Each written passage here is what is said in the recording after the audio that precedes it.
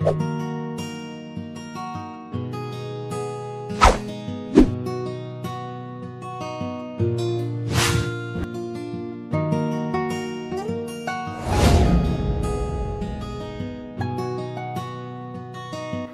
national de Lubumbashi est un musée de la République démocratique du Congo, situé au sud-est du pays, de la ville de Lubumbashi dans la province du Haut-Katanga. C'est un endroit culturel, artistique. Mesdames, Messieurs, bonjour et bienvenue dans Piédestal. Piédestal est à la découverte de cet endroit culturel, artistique qui représente la beauté même artistique de la ville de Lubumbashi. C'est tout de suite dans Piédestal.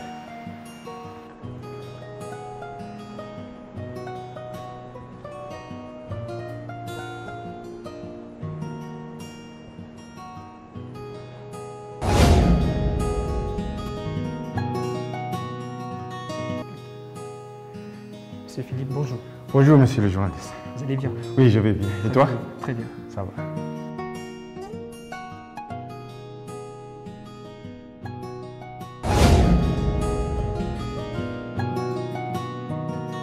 Philippe Mikobi, conservateur principal et directeur adjoint au Musée national de Lubumbashi, sous les plateaux de Arc-en-Ciel Télévision pour les comptes de cette émission. Monsieur Philippe, bonjour encore une fois de plus, merci de cet accueil. Merci bien, bonjour monsieur le journaliste. Le musée de Lubumbashi est un endroit culturel très riche. Alors, très rapidement, on peut déjà comprendre par là pourquoi ce nom musée de Lubumbashi, qui est l'initiateur de ce projet. Voilà, le musée national de Lubumbashi, le pourquoi de ce nom. Je sais très bien que, par définition, un musée est une institution publique ou privée dans laquelle on collecte, on conserve, on étudie, on expose les patrimoines de tout un peuple. Alors, chez nous, pendant la période coloniale, il n'y avait pas de musée. Le musée national de Lubumbashi est l'œuvre d'un Belge qui est arrivé ici chez nous en 1936. 36. Alors, il répondait au nom de Francis Kabu. Francis Kabu. Oui. Okay. Et quand il est arrivé ici, il fut un archéologue, anthropologue. Il n'était pas venu avec l'idée de construire le musée. Donc c'était un chercheur. Il fut un chercheur, il travaillait dans le cadre de l'INERA, l'Institut national de recherche agronomique, pendant la période coloniale. Mais comme il fut archéologue, c'est quelqu'un qui a travaillé beaucoup. Non seulement à Lubumbashi, mais aussi à Kinshasa. Parce que quand vous êtes à Kinshasa, on va vous parler de Pont Gabi. Oui. C'est une déformation de ces noms-là, parce qu'il a fait quand même de fouilles dans les sites-là du Pont Gabi. Alors, comme je le disais, il n'était pas venu avec l'idée de construire un musée. Mais il était chargé plus de l'assainissement du milieu. Et pendant qu'il exerçait son métier en tant qu'archéologue, alors il s'était rendu compte qu'à Lubumbashi, il y avait beaucoup d'objets archéologiques, beaucoup d'objets ethnographiques et beaucoup d'objets minéralogiques. Alors il ramassait ces objets-là chaque fois quand il tombait sur ces objets. Et au bout d'un temps, il s'était rendu compte que sa petite collection-là devenait de plus en plus abondante. Oui. Heureusement pour lui, parce qu'il ne savait où garder, heureusement pour lui, en 1942, il y avait une conférence qui s'était tenue au Caire, en Égypte. À l'issue de cette conférence, c'était artistique? Non, c'était une conférence, on dirait, archéologique. Archéologique. Ça réunissait un peu un grand nombre d'archéologues. Oui, c'était une conférence, on dirait, panafricaine. Alors, à la fin de la conférence, on va maintenant demander à chaque colonie de créer un musée. Et c'est sa petite collection-là qui a servi à la création d'un tout premier musée ici chez nous, à Lubumbashi. Et ce musée n'était pas encore installé ici. Si vous connaissez très bien la ville de Lubumbashi, vous voyez l'enceinte du complexe scolaire Madini.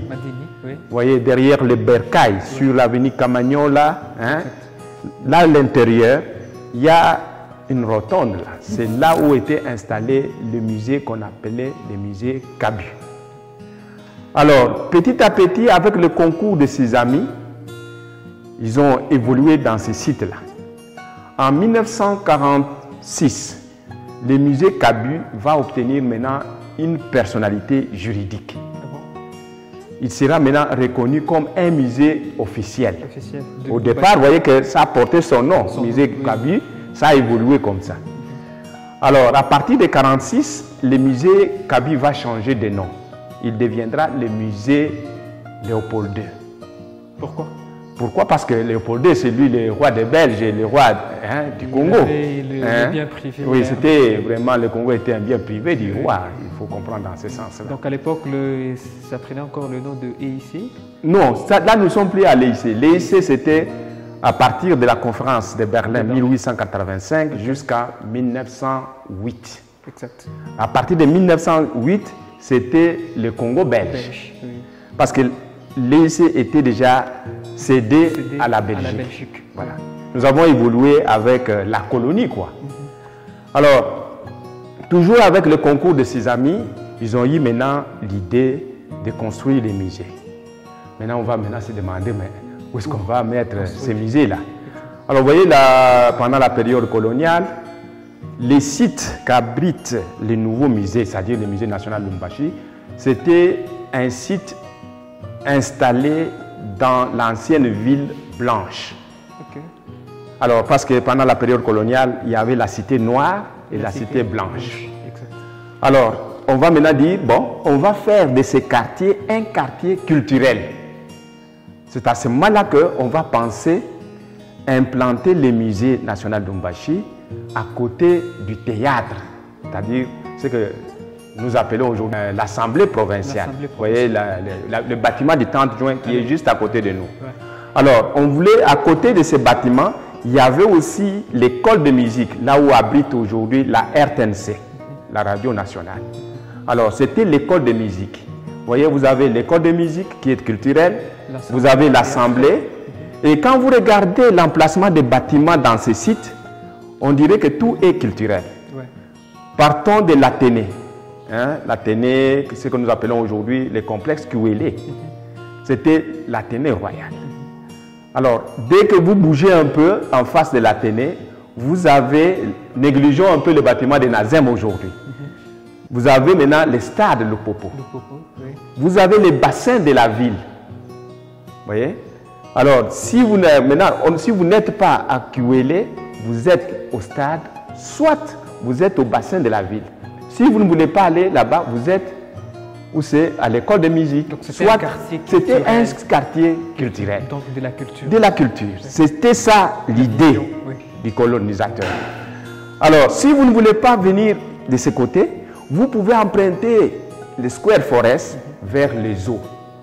Vous voyez, là c'est la nature. Vous voyez, parce que le musée est trop culturel, tandis que les eaux est plus naturel. Vous voyez, parce que quand on parle du patrimoine, le patrimoine est à la fois naturel et culturel. Alors, mais pourquoi on a préféré mettre ça ici? Alors, au début, on avait laissé cette partie, la zone là où se trouve aujourd'hui l'Ipel, bassin de la ville, le quartier Kimbouamboua. On avait laissé cette végétation-là libre pour ravitailler la ville en oxygène. Vous voyez, la gécamine polluait l'air de ses côtés, tandis que la nature devait aussi récupérer ces gaz-là et les transformer afin de rejeter l'oxygène à travers la ville. C'est comme ça que les Belges avaient conçu cette ville. Aujourd'hui, quand nous passons, on est dans le regret de constater que tout a été vraiment... Oui, nous sommes maintenant en 1950, entre 1946 50, au début des années 50, on va maintenant avoir l'idée de construire les bâtiments, les nouveaux bâtiments. On a choisi maintenant ceci. Le bâtiment n'était pas là. Non. C'est un bâtiment qui a été inauguré en 58. Vous voyez, 2 ans avant l'indépendance du Congo. Alors, on inaugure ce bâtiment. L'architecte qui a construit ce bâtiment, il répondait au nom de Claude Strebel. Il fut aussi un Belge. C'est le grand architecte. Si vous êtes aujourd'hui à Liège, n'est-ce pas? C'est une grande famille des architectes, si vous voulez. Donc la construction était tellement blanche, en fait. Oui, tout était vraiment... C'était un modèle occidental. Mais d'ailleurs, l'artiste, c'est-à-dire l'architecte, s'est inspiré d'un élément naturel. Si vous voyez bien, il a pris l'image d'un oiseau qui vole, parce que les bâtiments Hein, le premier bâtiment, la première annexe a la forme d'un oiseau qui vole. Alors, c'est ça sa source d'inspiration, parce que dans le domaine de l'art, l'artiste doit avoir toujours une source d'inspiration. Et lui s'est inspiré d'un oiseau qui vole. Peut-être en sortant, je peux vous montrer cette forme-là de l'oiseau qui vole. Alors, 2 ans plus tard, c'est l'indépendance du Congo. Alors, le pays devient indépendant. Tous les Occidentaux qui s'occupaient de sa gestion, chacun va rentrer chez lui suite au mouvement de l'indépendance. On va abandonner maintenant les bâtiments avec tout son contenu. Alors, pendant cette période-là, nous entrons un peu dans une période de turbulence. C'était la période de sécession. Hein. Chaque province a cherché à être autonome. Pendant cette période de sécession, de turbulence, notre tout premier ministre, Patrice Emery Lumumba, va faire maintenant appel à l'ONU pour venir ici chez nous sécuriser la population et leurs biens. Alors, pour la première fois, les Onusiens, quand ils sont arrivés ici, sur appel de notre Premier ministre, ils ont occupé les bâtiments nouvellement inaugurés. Pendant cette période-là de l'inauguration, d'occupation... Ils ont occupé les bâtiments pour protéger ou soit habiter? Non, c'était vraiment un site. Un site touristique. Non, c'était juste un lieu où on leur avait accordé juste pour s'installer. Hein? Maintenant, vous voyez, cette occupation-là n'a pas été favorable pour nos œuvres. Une bonne partie des œuvres commençaient déjà à être pillées par ceux-là qui étaient censés les protéger et sécuriser. C'est ainsi que parmi les vieux Congolais qui étaient là, les vieux travailleurs, il y a eu Papa Kisimba, mais peu à son âme, il est déjà décédé.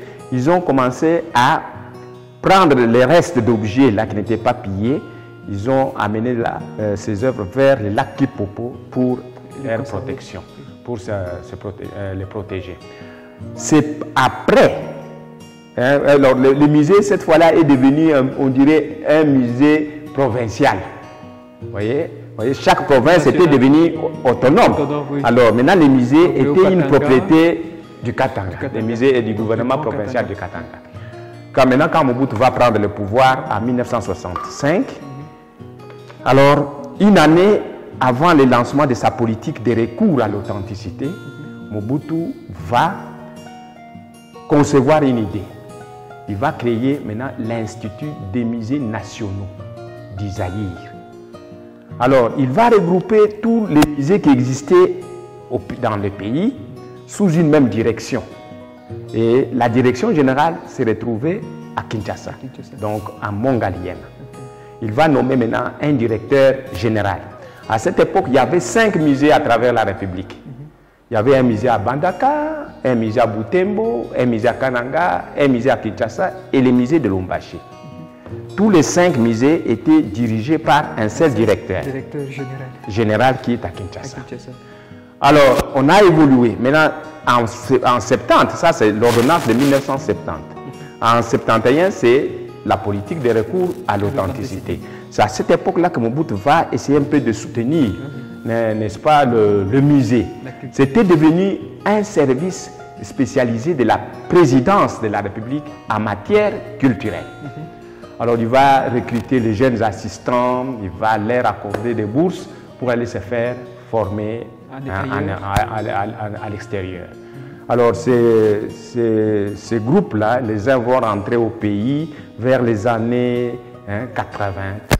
Parmi ces lots-là, il y avait notre tout premier directeur, le professeur Mouya, paix à son âme malheureusement, qui est revenu en 85. Alors quand il est arrivé, il a remplacé monsieur Desplaines, Guy Desplaines, qui était directeur blanc qui était là. Alors lui va prendre la gestion de ces musées à partir de 1985 jusqu'en 2015, l'année de sa mort.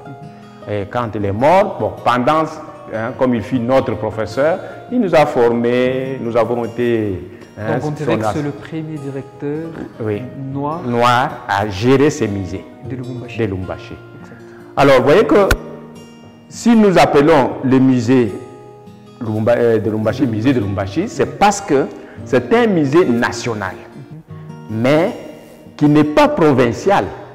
mais qui dépend de l'Institut, de tous les musées. Okay. Parce que le directeur général est à Kinshasa.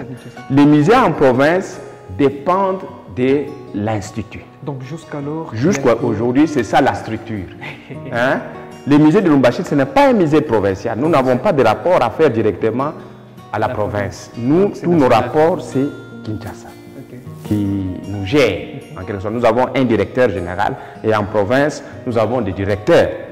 Bon, on ne nous appelle pas directeurs provinciaux, mais on dit tout simplement les musées en province, mais ce sont des musées nationaux. Alors, est-ce que l'idée pouvait changer un jour, avoir un directeur provincial, ou bien ça reste comme ça? Bon, vous voyez, tout dépend de la politique générale. Hein? Ça ne dépend pas de nous, mais la société est toujours en mutation, on ne sait pas. Un jour, ça dépend des décideurs, ça ne dépend pas de nous, forcément. Alors, M. Philippe, on reste toujours au Musée national de Lubumbashi, qui est notre objet de réflexion. Ok. Et le Musée national de Lubumbashi constitue combien de départements? Ok. Actuellement, le Musée national de Lubumbashi a une direction générale. Une direction provinciale, si on peut dire, mais c'est une direction. Alors, dans cette direction, il y a un comité de gestion composé d'un directeur et d'un directeur adjoint. Il y a des collaborateurs, des chefs de service qui sont des collaborateurs dans la direction. Nous avons un chargé de recherche, nous avons un chargé de l'administration, un chargé de contentieux et de juridique aussi. Alors, ça, ce sont des services qui sont au niveau, qui travaillent en collaboration avec la direction. Maintenant, il y a des sections aussi. Quand nous sommes au service de recherche, là, il y a l'archéologie, l'ethnographie, l'histoire, il y a la bibliothèque et je pense bien qu'il y a aussi quoi, l'entomologie. Là, c'est les services de recherche. Nous avons l'administration. L'administration, c'est la comptabilité, la caisse, tout ce que vous connaissez là de l'administration. Nous avons maintenant un service de marketing qui doit faire... Il y a aussi le marketing. Oui, il y a aussi le service de marketing qui doit chaque fois faire la publicité du musée, vendre les musées à l'extérieur. Alors, il y a aussi un service technique qui s'occupe un peu de tout ce qui est technique. C'est comme ça que nous fonctionnons. Mais il y a aussi, dans la recherche, il y a l'éducation. Parce qu'on avait constaté que les musées avaient quand même de matériel capable d'être vendu auprès de visiteurs. Parmi nos premiers visiteurs, ce sont des écoles. N'est-ce pas? Il fallait créer maintenant un service d'éducation. Alors c'est un service qui fonctionne aussi très bien. Et quand le marketing vend, alors le service éducatif reçoit les visiteurs et organise maintenant des visites. Alors là, ce sont des visites, tout. C'est comme ça que nous travaillons. Et pour le musée de Lubumbashi, bon, actuellement, il n'y a pas de jeunes qui fabriquent des œuvres d'art que le musée a formées et aujourd'hui, on peut le voir exposé ça et là. En fait, dans la mission, comme je l'ai très bien défini, la mission d'un musée, ce n'est pas de former les artistes. Vous comprenez? Le musée, au départ, c'est collectionner, conserver. Alors, vous collectionnez, ce sont les œuvres d'art des artistes? Oui, c'est-à-dire, dans ce que nous faisons comme travail de collection, on peut tomber sur des œuvres antiques, on peut tomber aussi sur des œuvres modernes.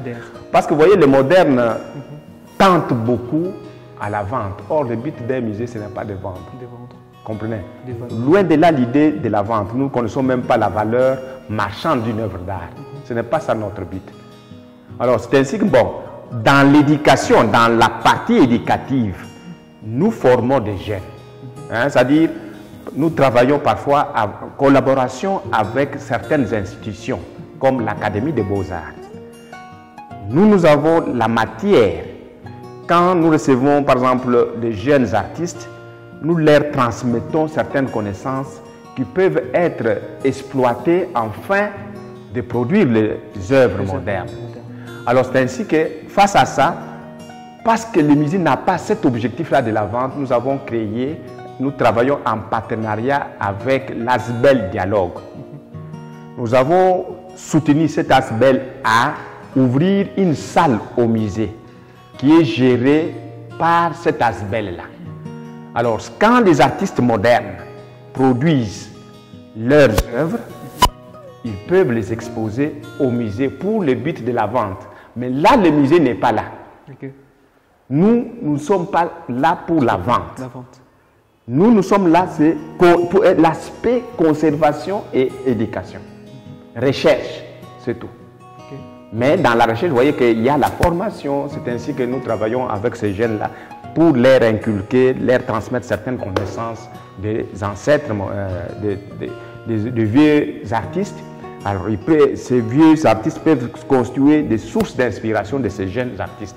Maintenant, quand un artiste a sa collection, alors il peut venir exposer. Parce qu'on avait constaté qu'ils vendaient mal leurs œuvres.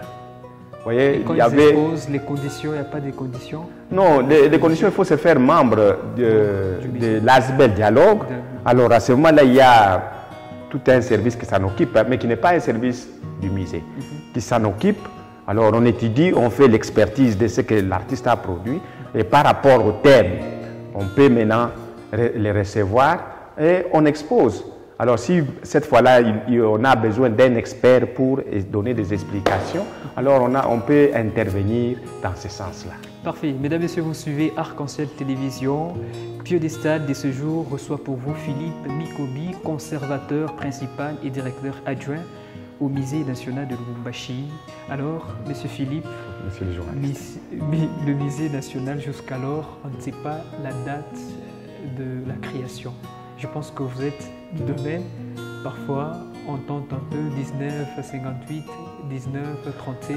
Bon, 37 c'est l'initiative de Francis Cabu.